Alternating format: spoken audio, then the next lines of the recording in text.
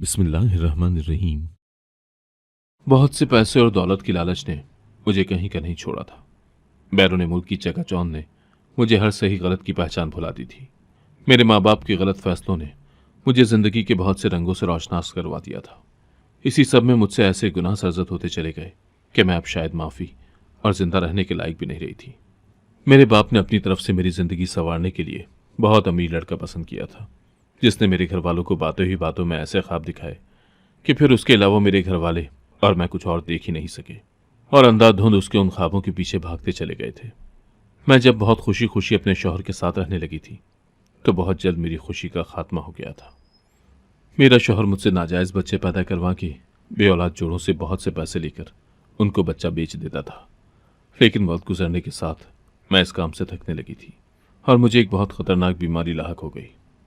मेरा शौहर जब मुझे डॉक्टर के पास लेकर गया तो उस डॉक्टर ने कहा कि वो मुझे 3 दिन कब्र में दफन कर दे। अगर ऐसा नहीं किया तो आहिस्ता आहिस्ता मेरी बीमारी फैल जाएगी। उसकी बातें सुनते मेरी रूह कांप उठी थी।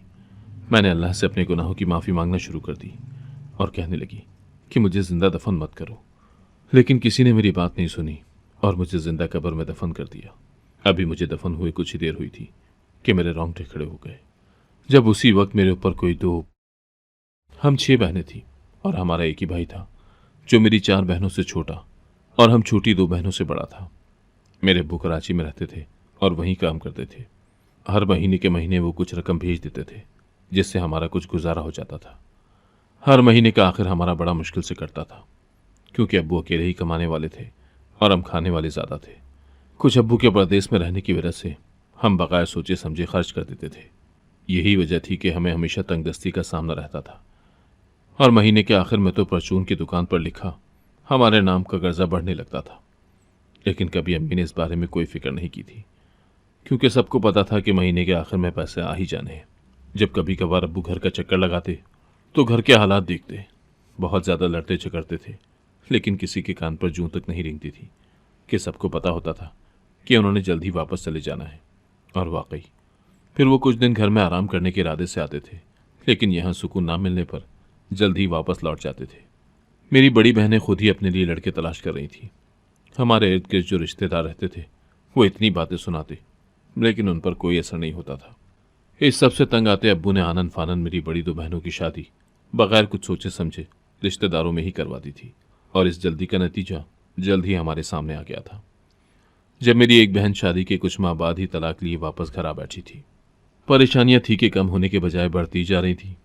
घर के हालात संभलते ना देखकर अब्बू कराची से काम छोड़कर वापस आ गए थे और यहाँ जो थोड़ी बहुत ज़मीन थी वो काश्त करने लगे थे, जिससे घर के हालात में कुछ सुधार तो आया था। अब्बू ने फिर से मेरी दूसरी बहनों के लिए रिश्ते तलाश करने शुरू कर दिए।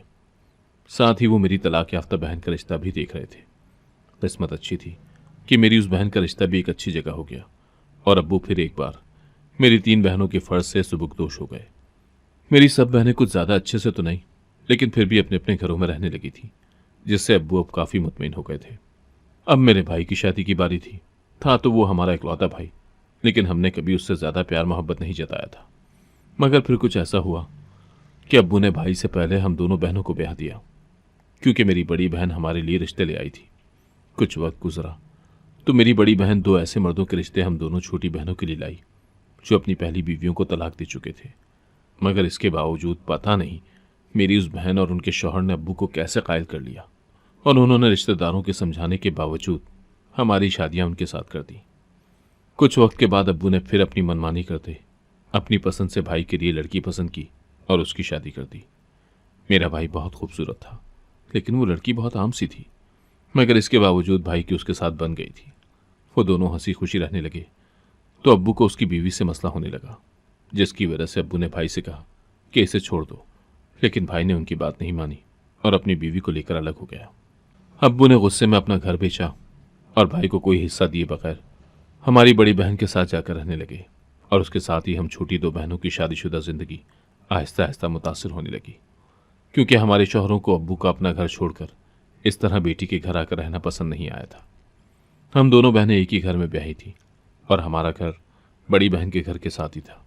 बात आहिस्ता आहिस्ता बढ़ती गई और नौबत यहाँ तक आ पहुंची कि हम दोनों बहनों को तलाक हो गई और हम अब्बू के साथ बड़ी बहन के घर रहने लगे। जिससे हालात आहिस्ता आहिस्ता बहुत ज़्यादा कशीदगी का शिकार होने लगे थे। अब्बू का बड़ी बहन के शौहर के साथ लड़ाई झगड़ा होने लगा था। अब्बू ने एक बार फिर हमारी शादी की ठानी और हमारे लिए ऐसे रिश्ते तलाश किए कि जो भी सुनता हैरान रह जाता, क्योंकि हमारे होने वाली ससुराल के पास बहुत पैसा था। वो सब के सब बाहर रहते थे, यहाँ बस कभी कभार ही आते थे। अब भी वो बस यहाँ शादी करने ही आए थे। उन्होंने अब्बू को शादी पर 1 रुपया भी खर्च करने नहीं दिया और शादी की सारी रसूमात का खर्च खुद ही उठाया। अम्मी अब्बू ने तो बस मेहमानों की तरह ही हमारी उन नई शादियों में शिरकत की थी। सब रिश्तेदारों को अब जो ये लगता था कि अब हमारे अब्बू 2 तलाक याफ्ता बेटियों की शादियां कैसे करेंगे, लेकिन जैसे ही हमारे इतने अच्छे रिश्ते मिले, सब ने अपने मुंह में उंगलियां दाब ली थी। सभी बहुत ज्यादा हैरान थे और कुछ परेशान भी कि मेरे अब्बू को इस तरह बगैर उन लोगों की कोई जांच पड़ताल किए हमारी शादियां यहां नहीं करनी चाहिए थी। मगर अब्बू को तो जैसे कोई परवाही नहीं थी, बल्कि वो तो सबके सामने इतराते फिरते थे कि देखो, उन्होंने अपनी तलाक याफ्ता बेटियों के लिए इतने दौलतमंद घरानों के रिश्ते ढूंढे हैं। इस बार हम दोनों बहनों का ससुराल अलग अलग था, लेकिन दोनों में बस यही बात मुश्तरका थी कि दोनों का ताल्लुक बैरून मुल्क से था और दोनों के पास बहुत ज्यादा पैसा था। उस पैसे ने हम सबकी आंखों पर पट्टी बांध दी थी और हम खुशी खुशी उनके झांसे में आते चले गए थे। मेरी बहनें बहुत खुश थीं क्योंकि उन्होंने मेरी सारी बहनों को महंगे महंगे तोहफे दिए थे। शादी के बाद मेरा शौहर और उसके घर वाले जल्द ही वापस चले गए थे। मेरा शौहर मुझे कहकर गया था कि वो जल्द ही मेरे कागजात बनवा कर मुझे भी अपने पास बुला लेगा। फिर मैं बड़ी बेसब्री से उस दिन का इंतजार करने लगी थी जब मुझे भी अपने शौहर के पास बाहर मुल्क चले जाना था। मैं इन दिनों इतनी खुश थी कि मुझे लगता कि अब तक हमने जो मुश्किलात देखी हैं, अब उन मुश्किलात का खात्मा हो गया है। अब बस खुशियां ही खुशियां हमारी मुंतजर हैं। लेकिन शायद ही मेरी सबसे बड़ी भूल साबित होने वाली थी।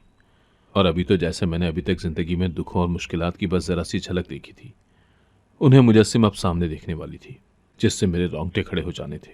फिर जल्दी मेरी ये ख्वाहिश भी पूरी हो गई और मेरे शौहर ने मुझे अपने पास बुला लिया। मैं तो हर एक नई चीज़ को हैरानगी भरी नज़रों से देखती और हर नई चीज़ को हाथ लगा लगा कर महसूस करती कि कहीं मैं कोई ख्वाब तो नहीं देख रही। लेकिन फिर हकीकत में ये सब अपने सामने होने पर मैं खुद को बहुत खुशकिस्मत समझने लगी थी। मेरे तमाम ससुराल वाले हमसे अलग रहते थे और बस हम दोनों मियाँ बीवी ही अपने फ्लैट में रहते थे। यहाँ आने से पहले मेरे दिल में थोड़ा सा ये खौफ भी था कि कहीं वहाँ जाकर ससुराल वालों की खिदमत ही ना करने पड़े और वो मुझे अपनी नौकरानी ही ना समझ लें। लेकिन काश ऐसा होता और मैं उनकी नौकरानी ही बन जाती। लेकिन ये तो नहीं हुआ, बल्कि जो मेरे साथ हुआ उसने मेरी सारी जिंदगी ही बदल कर रख दी थी। पहले पहल तो मैं वहाँ बहुत अच्छे से रही। मेरे शौहर का रवैया भी मेरे साथ अच्छा था। मैं अपनी मौजूदा जिंदगी से मुतमईन होने लगी थी। जिंदगी में सुकून आया तो मेरे दिल में बच्चों का ख्याल आया कि अब बस मेरी जिंदगी में बच्चों की ही कमी थी। मैं माँ बन जाती तो मेरी जिंदगी जैसे मुकम्मल हो जानी थी। मैं इस बारे में अपने शौहर से बात करने का भी इरादा ही कर रही थी कि मेरे दिमाग में एक बात खटकने लगी, और वो बात ये थी कि मेरा शौहर कोई काम नहीं करता। वो बस सारा सारा दिन घर में ही फारिग पड़ा रहता है। वो बहुत कम घर से बाहर निकलता था, जिसकी वजह से मेरे दिमाग में ये बात आई कि अगर वो फारिग रहता है तो घर को चलाने के लिए पैसा कहाँ से आता है। अगर उसके पास पैसा भी है तो फिर भी उसके इस तरह घर बैठे रहने से एक दिन खत्म हो जाना था। यहाँ आने के कुछ दिन बाद तक तो मैं यही समझती रही कि क्या पता उसने मेरे आने की खुशी में काम से छुट्टी कर रखी होगी। लेकिन 1 माह हो जाने के बावजूद उसका यही मामूल मुझे परेशान करने लगा था। इस सारी सूरत हाल को देखते मेरे दिमाग से कुछ वक्त के लिए बच्चे वाली बात निकली गई थी। मैंने एक दिन हिम्मत करके अपने शौहर से पूछ ही लिया कि वो क्या काम करता है, जिस पर मेरे शौहर ने बड़े धड़ल्ले से मुझसे कहा कि वो कुछ नहीं करता। पहले कुछ अरसा उसने छोटी मोटी नौकरियां की थी, लेकिन अब उसका नौकरी करने का कोई मूड नहीं है। उसकी बातें सुनते मैंने हैरानगी से उसकी तरफ देखा था और इसी हैरत में मैंने कहा कि अगर वो कोई काम नहीं करेगा तो हमारा गुजारा कैसे होगा। कल को बच्चे होंगे, फैमिली बढ़ेगी तो खर्चे भी बढ़ेंगे, तो फिर वो ये सब कुछ कैसे संभालेगा। मेरी बातें सुनते मेरा शौहर मेरी शक्ल देखने लगा और फिर एकदम से जोर जोर से हंसने लगा था। मुझे उसकी इस तरह हंसने से एक अजीब तरह की वहशत होने लगी थी और मैं डरते हुए उसे बेतहाशा हंसते हुए देख रही थी। कुछ देर बाद वो खामोश हुआ और मेरा सहमा हुआ चेहरा देखकर उसने कहा कि मैं किसी बात को लेकर परेशान नहीं हूं। घर के अखराजात और पैसे कमाने के लिए उसके पास एक बहुत अच्छा प्रोग्राम है, जिस पर अमल करने पर ज्यादा मेहनत नहीं करनी पड़ेगी और उसे काम के लिए घर से बाहर भी नहीं जाना पड़ेगा। मैंने उसकी बातों पर हैरान होते उसकी पूरी बात सुने बगैर जल्दी से पूछा, क्या ऐसा कौन सा काम है जिससे पैसे भी आएंगे और मेहनत भी नहीं करनी पड़ेगी। मेरे दिमाग में मुख्तलिफ सोचें आ रही थी। मैं यही समझ रही थी कि ये अंग्रेज़ों का मुल्क है, इतना तरक्की याफ्ता है, ज़रूर यहाँ ऐसे बहुत से काम होंगे जिनसे आसानी से कमाया जा सकता होगा। लेकिन मैं जो यहाँ नई आई हूँ, इसीलिए इन सब कामों से अभी लाइल्म हूँ। मेरे शौहर के चेहरे पर बड़े नाकाबिले फ़हम से तासुरात छाए थे। वो कुछ देर तो खामोश रहा, और फिर जैसे जैसे वो मुझे काम करने का तरीका बताता गया, वैसे वैसे मेरा सर नफ़ी में हिलने लगा था। मैंने सख्ती से उसे कह दिया कि मैं हरगिज़ भी ऐसे काम में उसका साथ नहीं दूंगी। अपने शौहर के मुंह से निकली बातों से मेरा दिमाग और दिल कुछ पल के लिए रुक से गए थे। मुझे अपनी समातों पर यकीन ही नहीं आ रहा था कि मेरा शौहर मुझे ये सब कह सकता है। मेरे इनकार पर मेरे शौहर के चेहरे पर करख्तगी आ गई थी, और मैं जो अब तक उसकी नरमी देखती आई थी, अब ये सब सुनते और उसका गुस्सा देखते जोर जोर से रोने लगी थी। मेरे शौहर ने मुझसे कहा कि मुझे उसकी बात माननी ही पड़ेगी, वरना वो मेरे साथ बहुत बुरा करेगा। उस दिन के बाद से मेरी जिंदगी में मुश्किलात बढ़ती ही चली गई।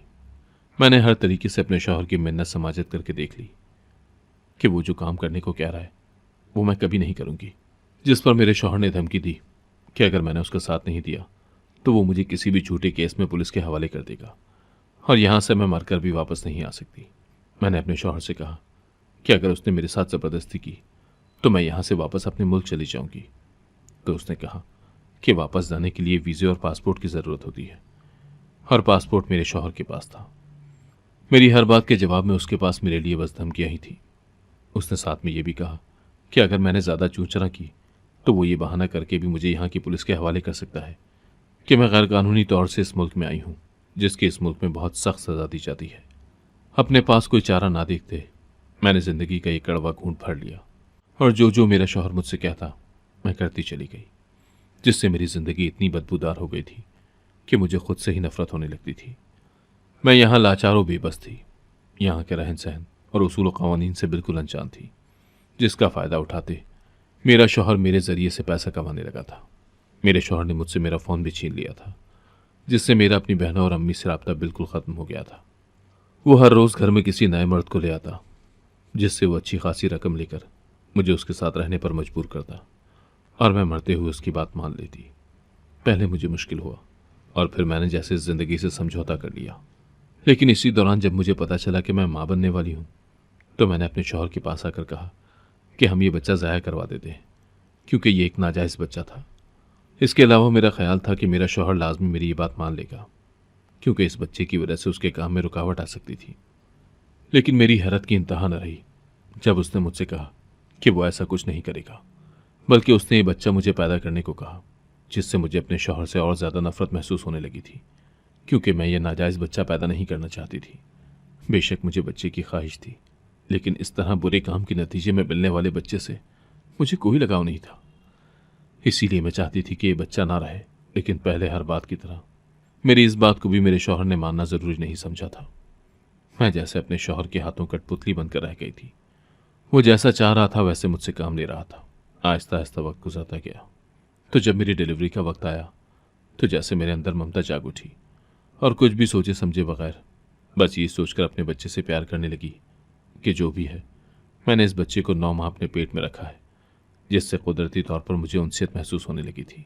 मगर दूसरी तरफ तो मेरा शौहर कुछ और ही सोचे बैठा था।